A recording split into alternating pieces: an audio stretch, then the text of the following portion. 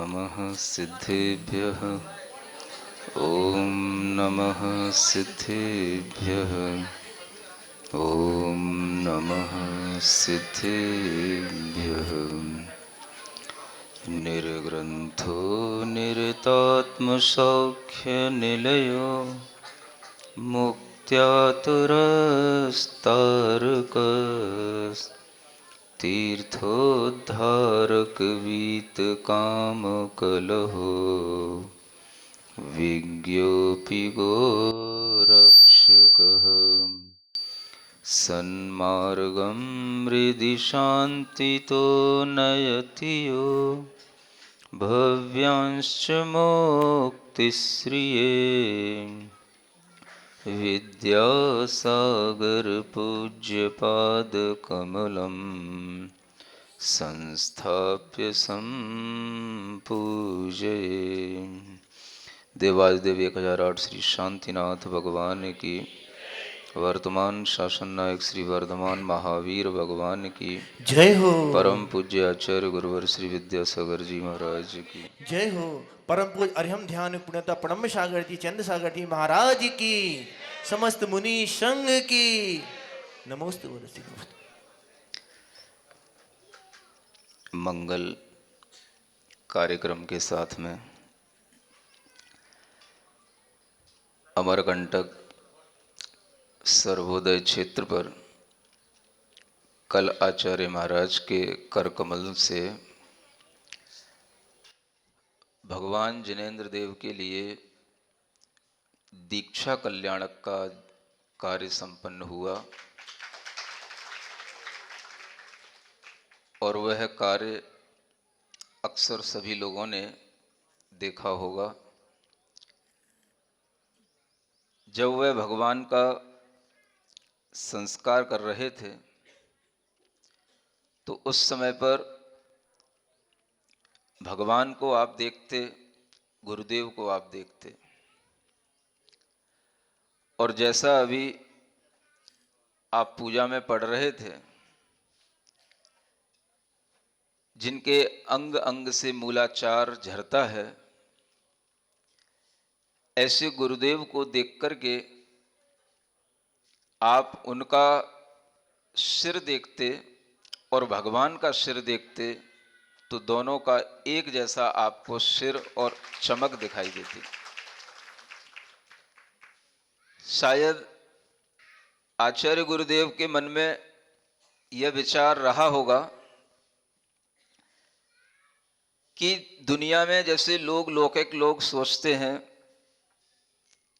कि शरीर की सुंदरता, सिर की सुंदरता, चेहरे की सुंदरता बालों से होती है, ऐसा दुनिया में सभी लोग मानते हैं।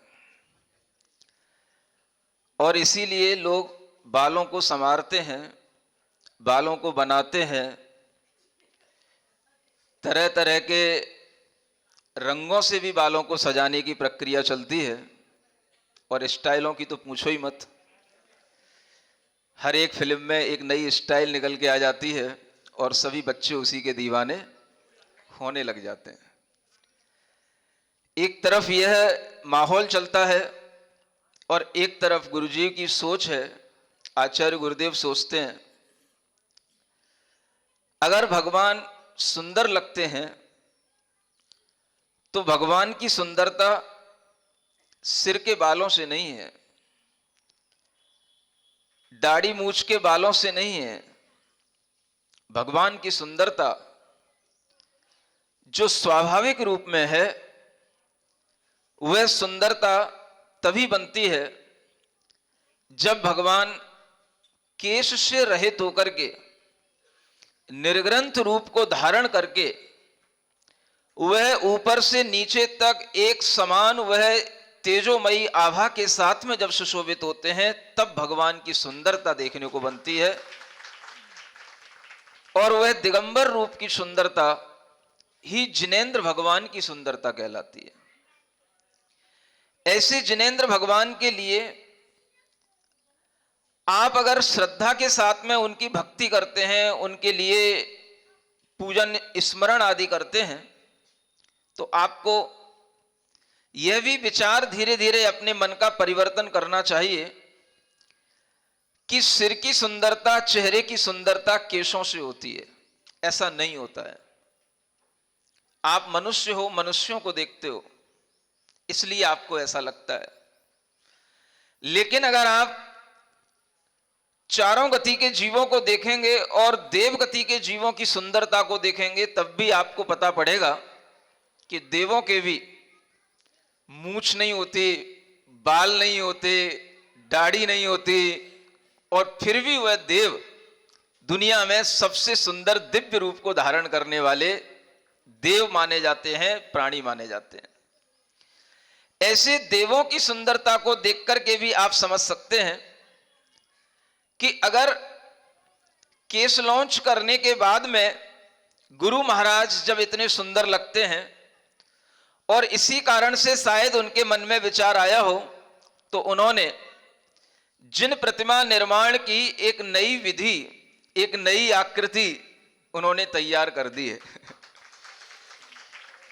पहले जिन प्रतिमाओं में लॉन्च केस देखे जाते थे, लेकिन अभी जो जिन प्रतिमाएं आचार्य गुरुदेव की अपनी कल्पना से और उनके ही चिंतन से जो बन रही हैं, वो इस तरह की जिन प्रतिमाएं हैं जिनमें किसी भी प्रकार के उनके ऊपर कोई घुंघराले केस आदि नहीं होते हैं।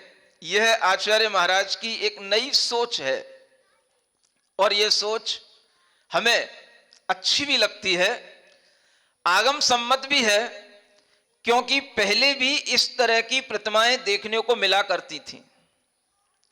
अगर आप कभी कुंडलपुर में दर्शन किए हो और अगर केवल भगवान के मंदिर में जाकर के चावल फेंकने का काम नहीं करते हो, तो आप कुंडलपुर में भी जाकर के ऐसी प्रतिमाएं देख सकते हो जिनके सिर पर प्राचीन प्रतिमाएं हैं।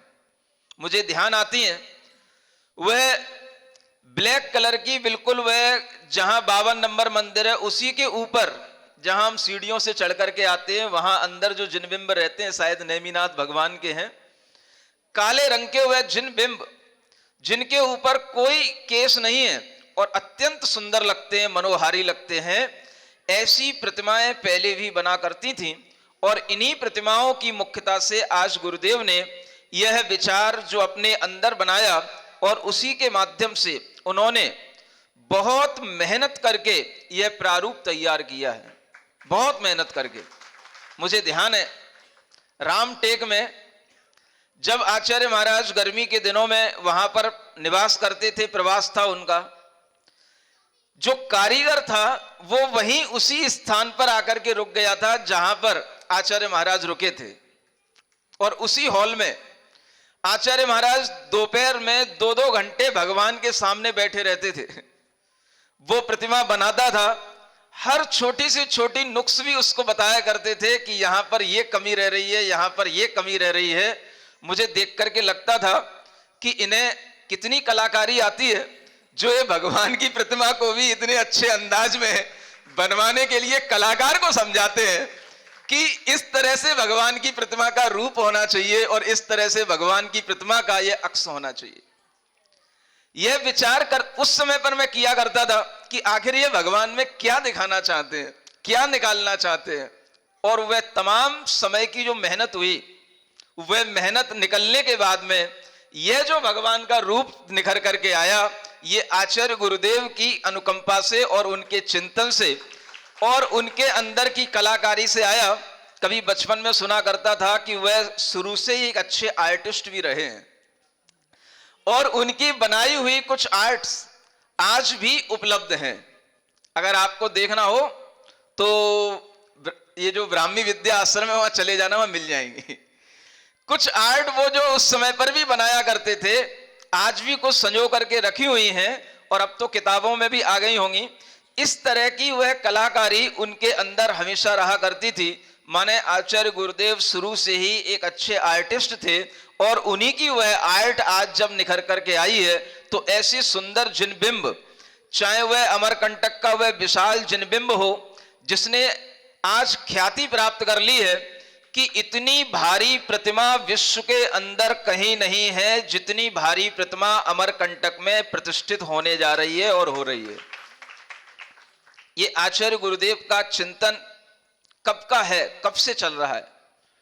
भगवान जिनेंद्र देव के साथ ही उनका मनोभाव जुड़ा रहना, अपने ज्ञान का उपयोग भगवान के बिंब के सुधारने में करना और अपने मन के अंदर कब से वह चिंतन करते हुए उन्होंने वह जिनबिंब तैयार करवाया जो मैंने आपको बताया था, जिसे 95 में जो जिनबिंब तैयार हो गया था। आज सोचें आप कितने वर्ष हो गए, 22 और 5 27 वर्ष होने के बाद में आज उस जिनबिंब की अगर पंच कल्याणक प्रतिष्ठा हो रही है तो सोचो गुरुदेव के अंदर कितना हर्ष होगा कि आज हमारी वह साधना जिसे हम सोचा करते थे वह 27 वर्षों के बाद में अब पूरी होकर के वह जिनबिंब एक प्रतिष्ठित जिनबिंब के रूप में सामने आ रहा है।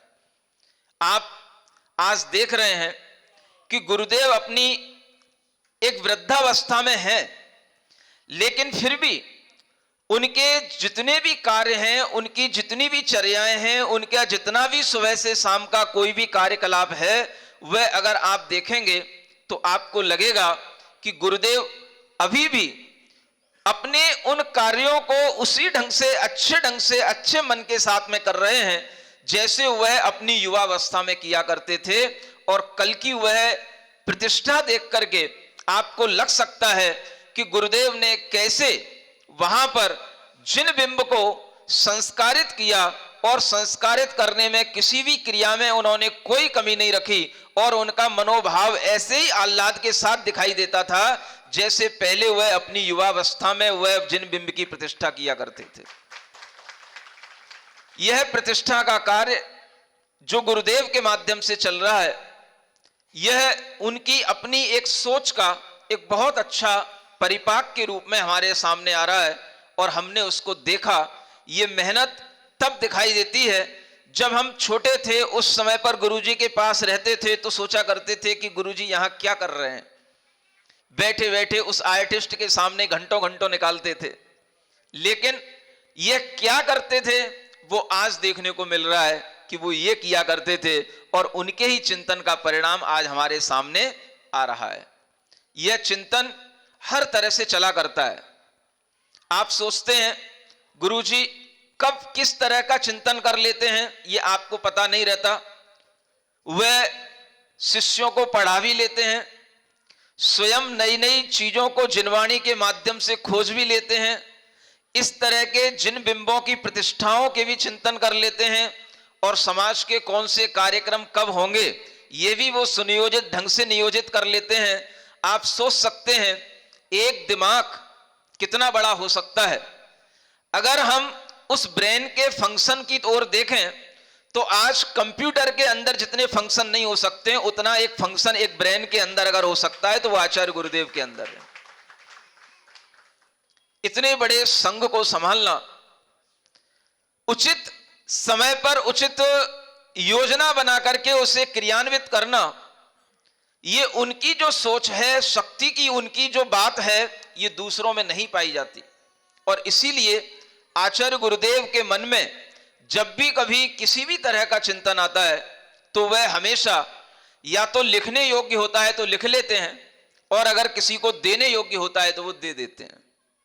वो बहुत पहले लिखा करते थे, लेकिन जब संघ बड़ा हो गया तो उन्होंने लिखना भी कम कर दिया, देना शुरू कर दिया।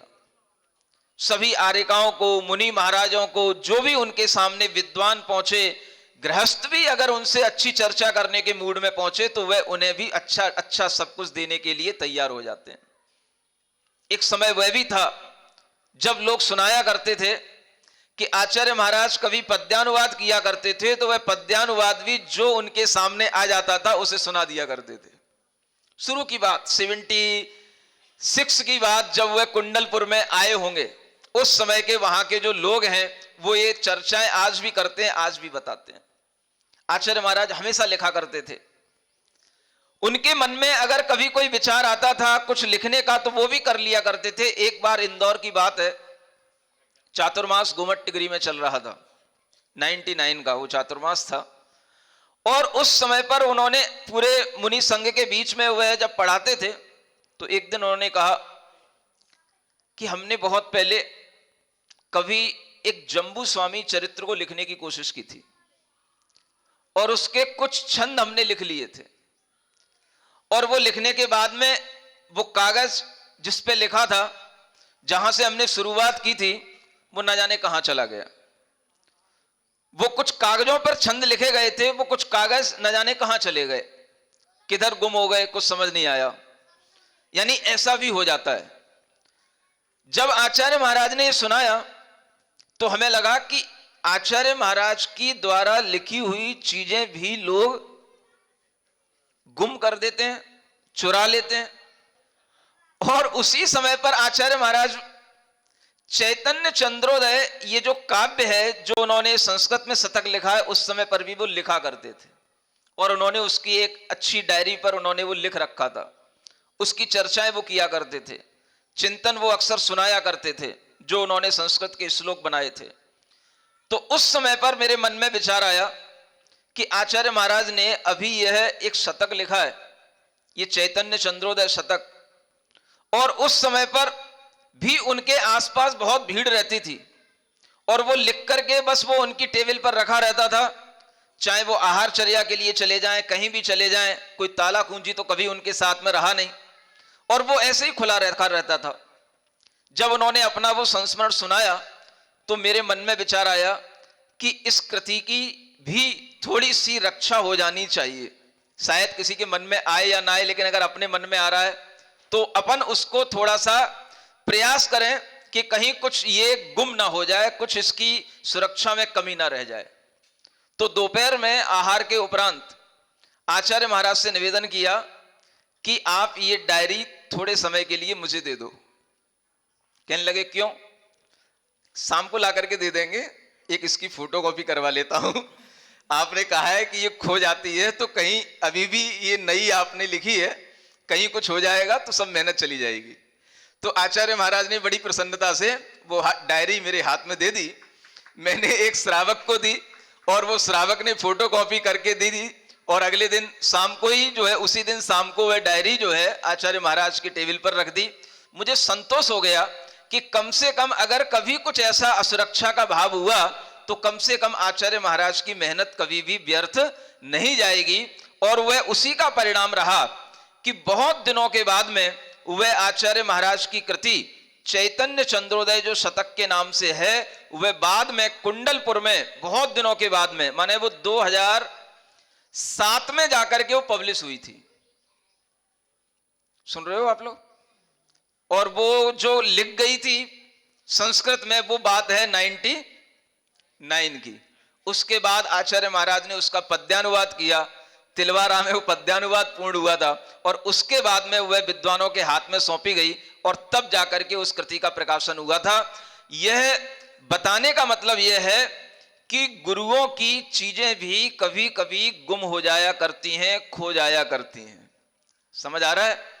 जैसे गुरु महाराज कहीं पर भी लिख करके कुछ भी छोड़ देते हैं और अपनी चर्या में संलग्न हो जाते हैं, लेकिन अगर किसी के दिमाग में कोई फितरत आ जाती है तो वह कुछ अनर्थ भी कर जाता है।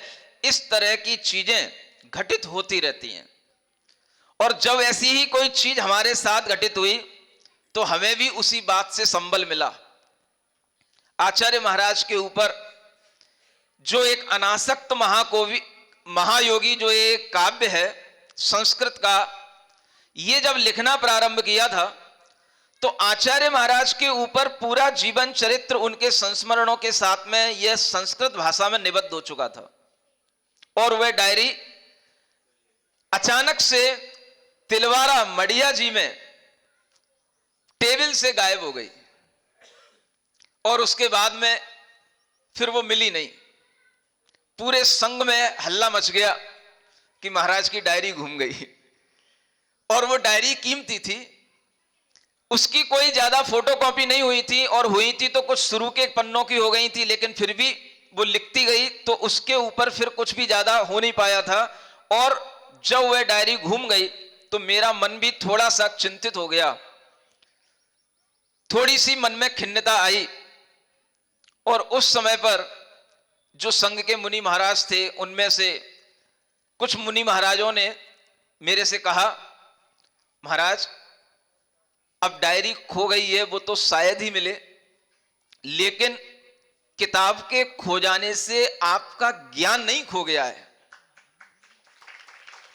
अगर कोई वीणा टूट जाती है तो संगीत नहीं टूट जाता है, संगीत नहीं खो जाता है, आप उसको दोबारा लिख सकते हो। ये मुझसे कहा गया, लेकिन फिर भी मेरा मन बहुत जल्दी नहीं बना और मैं सोचता रहा इसे किसी ना किसी तरीके से प्राप्त किया जाए। जो भी उसके तरीके हो सकते थे सब तरीकों से उसे ढूंढने का प्रयास किया गया, लेकिन वो डायरी नहीं मिली। मेरा मन धीरे धीरे ऐसा हो गया, अब मुझे कुछ लिखना ही नहीं है। फिर धीरे धीरे मन में आया कि ऐसे तो हताश होने से कोई काम नहीं चलेगा। तो वह जो कार्य था जो गुरु महाराज के ऊपर चल रहा था वह करने का मन नहीं हुआ। मुझे ऐसा लगा भीतर से कि मुझे ये सफलता नहीं मिली, शायद मुझे गुरु महाराज का ये चरित्र लिखना मेरे लिए सफल नहीं हुआ, लेकिन मेरा लिखने का मन था। तो एक दिन मेरे मन में विचार आया कि मैं अब गुरु महाराज के ऊपर कुछ नहीं लिखूंगा, मैं अब आचार्य ज्ञान सागर जी महाराज के ऊपर लिखूंगा। और फिर मैंने वो खोई हुई चीज जो थी वो वहीं की वहीं छूट गई। हमने एक नए सिरे से आचार्य ज्ञान सागर जी महाराज के जीवन को लिखना शुरू किया। फिर जब उनका जीवन लिखा और लिखते लिखते उनका वह जीवन चरित्र पूर्ण हो गया, फिर मन के अंदर विचार आया कि ये अधूरा रहेगा जब तक कि इसे आचार्य महाराज के जीवन चरित्र से नहीं जोड़ा जाएगा। फिर मन में विचार आया, थोड़ा हिम्मत तो करो, कुछ पॉइंट्स अपने पास में बने हुए रखे हैं, कुछ चीजें खो गई हैं, कुछ की फोटो कॉपी भी रखी हुई है, सब कुछ मिलाकर के थोड़ी सी मेहनत करते हैं। और फिर एक ऐसा मन बना कि अब जो हम ये रचना करेंगे, ये जो महाकाव्य बनाएंगे, उसमें केवल आचार्य विद्यासागर जी महाराज का जीवन चरित्र नहीं होगा, उसमें आचार्य ज्ञान सागर जी महाराज का भी जीवन चरित्र होगा। और वे दोनों गुरु महाराजों का जीवन चरित्र एक साथ निबद्ध करके उस कृति का नाम बना अनासक्त महायोगी महाकाव्य। ये उसका इतिहास है। कभी कभी चीजें खो जाती हैं, कुछ पुरुषार्थ करने के बाद भी कुछ नुकसान हो जाता है, तो योग्यता ही काम में आती है। और वे योग्यता अगर रहती है तो वे फिर से पुरुषार्थ कहीं ना कहीं करा ही देती है। और उसी योग्यता के कारण से वह पुरुषार्थ फिर इस तरह का हो पाया कि वह पहले तो केवल आचार्य महाराज के ऊपर लिखने का विचार था, लेकिन वो कृति खो गई। इसी कारण से उसमें आचार्य ज्ञान सागर जी महाराज का जीवन चरित्र पूरा का पूरा समाहित हो गया। और जब कभी आप अगर उस अनासक्त महायोगी काव्य को पढ़ें तो आपको लगेगा कि आचार्य ज्ञान सागर जी महाराज से लेकर के आचार्य गुरुदेव तक पूरा का पूरा जीवन चरित्र इतिहास की सन वाइज जैसी घटना घटी होंगी, उसी घटना के हिसाब से वह पूरा का पूरा जीवन चरित्र लिखा हुआ है। आप लोग पढ़ने का मन भी कभी कभी बनाया करें। सुनने का मन तो आप बनाते हैं, लेकिन पढ़ने का मन नहीं बनाते हैं। सुन रहे हैं? बोलो तो कि सो रहे हैं? सो तो नहीं सकते इतनी तेज आवाज में।